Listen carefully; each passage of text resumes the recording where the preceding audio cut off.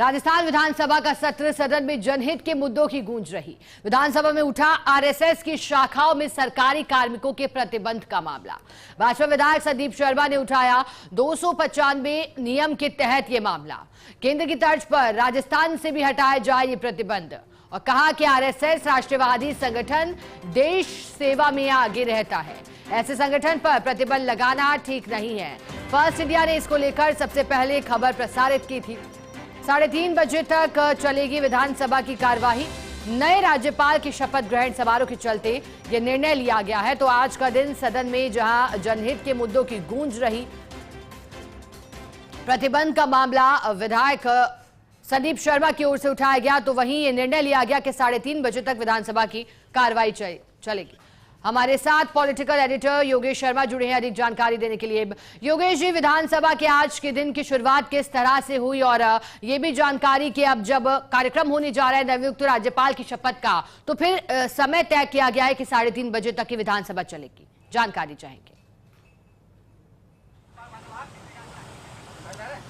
देखिए, आज विधानसभा पूरी देर तक नहीं चलेगी, देर शाम तक चलती थी, रात तक चलती, लेकिन क्योंकि राजभवन में आज नए राज्यपाल का शपथ ग्रहण का कार्यक्रम है और उसके बाद आज रात को तमाम विधानसभा के सदस्यों का भी डिनर का कार्यक्रम है। लेकिन आज जो बड़ा मामला भी कुछ देर पहले ही हमारे साथ है, बाड़ी से विधायक जसवंत सिंह गुर्जर, इन्होंने उठाया था वन विभाग की भूमि पर अतिक्रमण को लेकर। इन्होंने एसआईटी गठित करने की मांग सरकार से की थी और सरकार ने आदेश जारी कर दिया एसआईटी गठित करने को लेकर।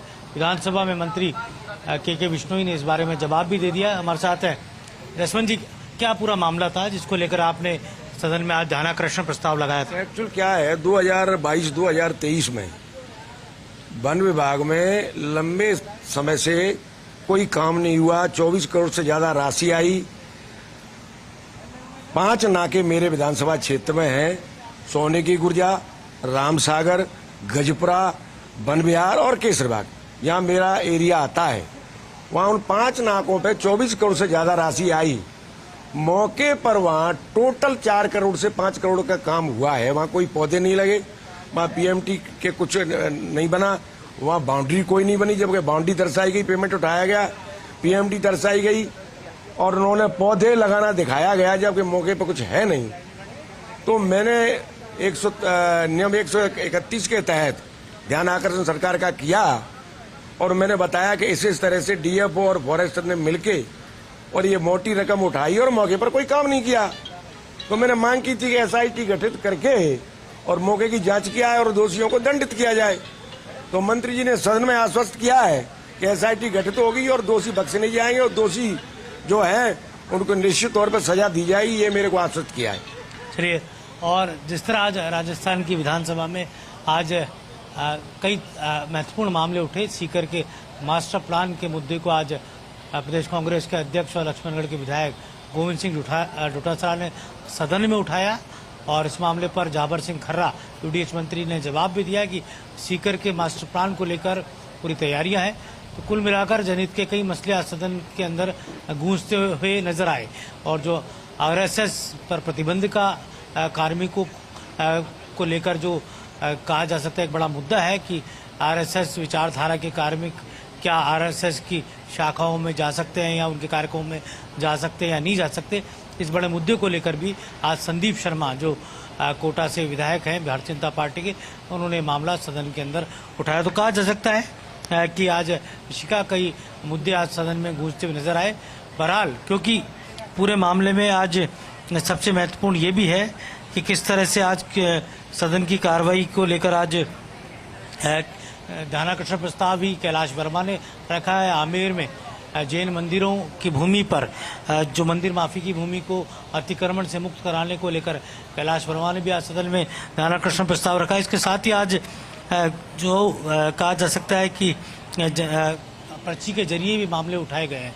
लेकिन क्योंकि नए राज्यपाल हरिभाऊ भाई आज शपथ लेंगे राज्यपाल के पद की और एक महत्वपूर्ण अवसर है, राजस्थान में नया राज्यपाल राजस्थान को मिला है और अब तक कलराज मिश्र दायित्व संभाल रहे थे और लंबे समय तक कलराज मिश्र ने अपना पूरा कार्यकाल राजस्थान के राज्यपाल के पद पर पूरा किया और न केवल उनका कार्यकाल एक कहा जा सकता बहुत ही यादगार के तौर पर देखा गया, बल्कि किसी भी तरह के विवाद को भी जो भी कहा जा सकता बीती सरकार के दौरान देखने को मिले थे, उस दौरान भी उन्होंने उसको माकूल तरीके से हैंडल भी किया। राजभवन में उस तत्कालीन कांग्रेस सरकार के दौरान सत्तासीन दल के जो विधायक थे उनका धरना भी उस समय राजभवन में देखने को मिला था। अब महाराष्ट्र से नए राज्यपाल सामने आए हैं जो कि महाराष्ट्र की विधानसभा के अध्यक्ष भी रह चुके हैं। महाराष्ट्र के पुराने नेताओं में उनकी गिनती भी होती है और कहा जा सकता है कि एक बड़ा अवसर है राजस्थान में कि नए राज्यपाल अब हमारे बीच में होंगे। राजस्थान के राजभवन में नए राज्यपाल को लेकर आज शपथ ग्रहण का कार्यक्रम है। इसीलिए विधानसभा की कार्रवाई आज इसी कारण जो लंच ब्रेक होता था वो लंच ब्रेक भी आज विधानसभा में नहीं रखा गया है। जी अब योगेश जी, क्योंकि आपने बताया कि लंच ब्रेक भी नहीं रखा गया है और जो फैसला लिया गया, लेकिन अब संदीप शर्मा को लेकर के जो बात आपने कही वो बेहद महत्वपूर्ण, क्योंकि उन्होंने केंद्र की तर्ज पर राजस्थान में भी जो कार्मिकों को प्रतिबंध लगा हुआ है सरकारी, उनकी बात कही है। तो क्या तर्क उनकी ओर से दिया गया था? क्या इस पर भी हंगामा फिर खड़ा हुआ था? देखिए, बड़ा मसला है क्योंकि राष्ट्रीय स्वयंसेवक संघ की विचारधारा को मानने वाले बड़ी संख्या में कर्मचारी हैं, बड़ी संख्या में अधिकारी वर्ग के लोग भी हैं और कहा जा सकता है कि क्योंकि प्रतिबंध के कारण वो संघ के कार्यक्रमों में नहीं जा सकते, वो संघ की शाखाएं जो लगती है उसमें शामिल नहीं हो सकते, ना ही वो किसी भी एक्टिविटी में पार्टिसिपेट सीधे तौर पर कर सकते हैं। लेकिन क्योंकि केंद्र सरकार का बड़ा निर्णय सामने आ चुका है और ऐसे में अब राजस्थान में भारतीय जनता पार्टी की सरकार है और आपको ध्यान ही होगा कि जब भजनलाल शर्मा की सरकार अस्तित्व में आई थी उसके बाद सबसे बड़ा फैसला किया गया था मीसा बंदियों की पेंशन फिर से बहाल करने का। जो DIR मीसा थे जिन्होंने कहा जा सकता है आपातकाल के दौरान वो जेलों में गए थे, यातनाएं सही थी और उस दौरान उन्होंने आंदोलन किया था। उन तमाम मीसा बंदियों को लेकर कांग्रेस राज में उनकी पेंशन पर रोक लगा दी गई थी। तो भजनलाल शर्मा जब मुख्यमंत्री बने उसके बाद जो बड़े निर्णय हुए तो उनमें सबसे बड़ा निर्णय ये भी था कि मीसाबंदी जो कि जिनमें अधिकांश संघ के विचारधारा से ताल्लुक़ रखते हैं उनकी पेंशन बहाल कर दी गई और अब फिर से उनको पेंशन मिल रही है।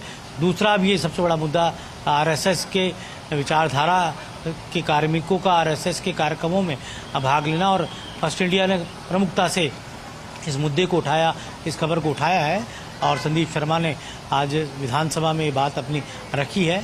बहरहाल क्योंकि इस पूरे मामले पर सरकार को निर्णय लेना है, सरकार इस दिशा में कैबिनेट बुलाकर निर्णय लेने की बात की जा रही है। सदन में हंगामा ऐसे विषयों पर होता ही है, राजनीतिक तौर पर ये बड़ा मुद्दा है, लेकिन ये एक कहा जा सकता है कि अब ये काम इतना आसानी से हो सकता है कि केंद्र ने अपने व्यूज इस बारे में स्पष्ट कर दिए हैं और राजस्थान में भी क्योंकि बीजेपी की सरकार है, संघ को मानने वाले नेताओं की सरकार है, तो निश्चित तौर पर ये उम्मीद की जा सकती है कि राजस्थान में भी इस दिशा में ये फैसला होगा और जल्द ही जो कार्मिक हैं जो विचारधारा को मानते हैं संघ की, वो अपने कहा जा सकता है वैचारिक जो परिवार के कार्यक्रमों में सीधे तौर पर सम्मिलित हो पाएंगे, शाखाओं में भी जा पाएंगे, ना केवल शाखाओं बल्कि वो संघ के पथ संचलनों तक में भी शामिल हो सकते हैं, गणवेश पहन सकते हैं। तो बहुत सारी जो बाध्यताएं थी प्रतिबंध के कारण वो दूर हो जाएंगी, ऐसी उम्मीद की जा रही है। और संदीप शर्मा ने जो उठाया मसला, उस मसले पर मुझे लगता है कि इस दिशा में जल्द ही सरकार शिका को बड़ा फैसला लेगी। जी अब योगेश जी, इस बार के विधानसभा सत्र में चर्चा रही, यूं तो हर बार विधानसभा में ध्यान आकर्षण के जरिए विभिन्न अहम मुद्दों पर ध्यान आकर्षित किया जाता है, लेकिन इस बार जिस तरह से कालीचरण सराफ ने भी मुद्दा उठाया था रामगढ़ बांध से अतिक्रमण से जुड़ा हुआ, उसकी भी चर्चा खास तौर पर हुई। आपने बात की कि आज भी ध्यान आकर्षण के जरिए कई प्रस्ताव सामने आए थे, ऐसे में आज का दिन में ध्यान आकर्षण को लेकर अब क्या कुछ मुद्दे उठाए गए योगेश जी, विस्तार से अगर इस पर चर्चा करें तो? देखिए, दो बड़े मुद्दे आज ध्यानाकर्षण में सामने आए। एक तो जैसा कि अभी जसवंत सिंह बाड़ी ने आपको बताया था कि वन विभाग पे अतिक्रमण से मुक्त कराने को लेकर वन विभाग की प्रॉपर्टी और उस पर अतिक्रमण क्यों हुआ, कैसे हुआ, कौन कौन दोषी है, उस मसले को आज सदन में उठाया। बाड़ी विधानसभा क्षेत्र का ये पूरा मामला था। इस पर ध्यानाकर्षण प्रस्ताव था। SIT गठित करने की मांग PSP से आने वाले विधायक जसवंत सिंह बाड़ी ने आज सदन में की थी, जिसे लेकर मंत्री KK विश्नोई ने आज जवाब दिया और उन्होंने कहा कि SIT गठित की जा चुकी है और जो भी दोषी होंगे उनके खिलाफ कार्रवाई की जाएगी। जो भी अधिकारी फॉरेस्ट के इस पूरे मामले में लिप्त हैं और जिनकी कहा जा सकता है कि उनके खिलाफ आरोप है और सिद्ध होने पर उनके खिलाफ कार्रवाई की जाएगी, ये बात सदन में कही गई। और साथ ही मसला कैलाश वर्मा ने ध्यानाकर्षण प्रस्ताव के जरिए आज आमेर के जैन मंदिर में वहाँ पर भी भूमि को, मंदिर माफी की भूमि पर अतिक्रमण से जुड़ा एक बहुत ही गंभीर मामला भी आज सदन में BJP के विधायक कैलाश वर्मा ने उठाया। तो ध्यानाकर्षण प्रस्ताव की भी एक गरिमा होती है, इसकी भी एक पूरी एक संवैधानिक प्रक्रिया होती है शिका, जिसके जरिए सदन के अंदर ध्यानाकर्षण प्रस्ताव लगाए जाते हैं। आपने जो क्योंकि रामगढ़ बांध का जिक्र किया, रामगढ़ बांध की सबसे बड़ी दिक्कत यह है कि रामगढ़ बांध क्यों नहीं भर पा रहा। ये एक ज्वलंत सवाल है। सदन में जब पानी को लेकर और बांधों की स्थिति को लेकर सदन में जब बहस का दिन था, उस दौरान भी ये बात उठी थी और इस पूरे मामले को लेकर उस समय मंत्री सुरेश रावत ने जो जवाब दिया था उसमें यही कहा था कि हम ड्रोन से इस पूरे रामगढ़ बांध को लेकर सर्वे कराएंगे और रामगढ़ बांध के चारों तरफ जो अतिक्रमण है, क्योंकि रामगढ़ बांध में पानी तब आएगा जब रामगढ़ बांध तक पानी पहुंचेगा। वहाँ जो अतिक्रमण है चारों तरफ, चाहे ताला नदी का से पानी आता हो, चाहे और आसपास की नदियों से जो पानी आकर रामगढ़ बांध के अंदर गिरता था, वो रास्ते अब आबादी के इलाके हो गए, रिहायशी इलाके हो गए, तो वहाँ पानी आने का जो पूरा एक नेचुरल प्रभाव था वो बंद हो चुका है। तो ऐसे में ड्रोन से पहले भी पिछली सरकार में भी सर्वे हुए थे, इस सरकार में भी सर्वे की बात मंत्री सुरेश रावत ने की है।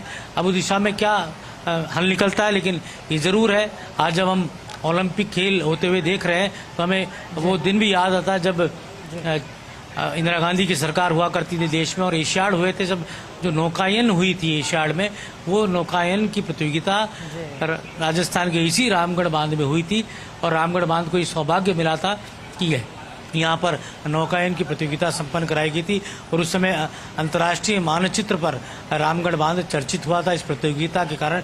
लेकिन आज वो सूखा पड़ा है, आज ही नहीं बल्कि सालों से सूखा पड़ा है। तो किस तरह से मौजूदा भजनलाल सरकार इस दिशा में क्या काम करती है, उम्मीद इसलिए की जा सकती है क्योंकि एक ज़माने में रामगढ़ बांध जयपुर को पानी पिलाता था, जयपुर के लोगों के लिए एक बड़ा पेयजल का स्रोत था और आज वो रीता पड़ा है। भजनलाल शर्मा यहीं से मुख्यमंत्री है और राजस्थान के जयपुर से ही वो जनप्रतिनिधि है। तो ऐसे में उम्मीद की जा सकती है कि इस दिशा में कोई बड़ा प्रयास सरकार की ओर से देखने को मिलेगा, न केवल ये कागजों में बंद होकर ना रह जाए पूरी दलीलें, बल्कि दिशा में कोई ठोस काम होता हुआ नजर आएगा, ऐसी उम्मीद की जा सकती है। जी शिखा। ठीक है योगेश जी, बहुत शुक्रिया आपका साथ जुड़ने के लिए, जानकारी के लिए।